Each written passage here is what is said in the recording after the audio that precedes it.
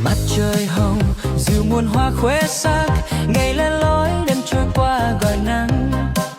Sống hôm nay một lần, chớ lo âu muộn phiền, từng giọt ban mai mơn man cánh lá.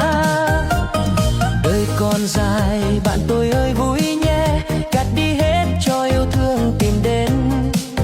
Khóc đi em một lần, khóc cho trôi buồn phiền, rồi bình minh tim hoan ca rộn ràng. Thế giới mới tình yêu lên ngôi, khép đôi mi nụ cười trong giấc mơ. Uống ánh mắt làm say con tim, thế gian này không lần yêu cay đắng. Chợt một chiều ngày xanh trôi xa mãi, còn anh nhớ khi thanh xuân 18.